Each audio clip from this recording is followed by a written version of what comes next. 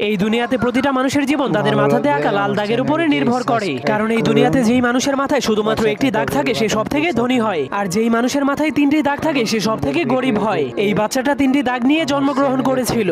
এরপর সে ধীরে ধীরে বড় হওয়ার পর সে দেখতে পায় তাকে শুধু গরিব মানুষের সাথেই থাকতে হয়, আর যাদের মাথায় দুইটি দাগ আছে তাদের গোলামি করতে হয়। এমনকি তাকে দুই দাগওয়ালা মানুষের জন্য সারাদিনই কাজ করতে হয়, যার ফলে দুই দাগওয়ালা মানুষের বাচ্চারা তাকে মারলেও সে কিছুই বলতে পারতো না। এজন্য সে একদিন লুকিয়ে লুকিয়ে তার কপালের একটা দাগকে মুছে ফেলে। এরপর কাউকে কিছু না বলেই লুকিয়ে লুকিয়ে দুই দাগওয়ালা মানুষের রুমের মধ্যে চলে যায়। কিন্তু সে ভিতরে যাওয়ার পর দেখতে পায় সব দুই দাগওয়ালা মানুষের এক দাগওয়ালা মানুষের একদমই চাকরের মতো সেবা করছে, যা দেখার পর সে অনেক অবাক হয়ে যায়। এরপর সে বুদ্ধি খাটিয়ে তার আরেকটা দাগকেও মুছে ফেলে। কিন্তু যখন দুই দাগওয়ালা মানুষেরা দেখতে পায় তার কপালে এক দাগ, তখন তারাও তার সেবা করতে শুরু করে দেয়। তখন সে জীবনের প্রথমবার এত সম্মান পেয়ে অনেক খুশি হয়ে যায়। কিন্তু তখনই হঠাৎ করে উপর থেকে একটা মেশিন চলে আসে। এরপর সকল এক দাগওয়ালা মানুষদেরকে টেনে টেনে উপরে নিয়ে যায়। এরপর সেই মেশিন তাদের মাংসগুলোকে কেটে কেটে তিন দাগওয়ালা মানুষদেরকে খাওয়ার জন্য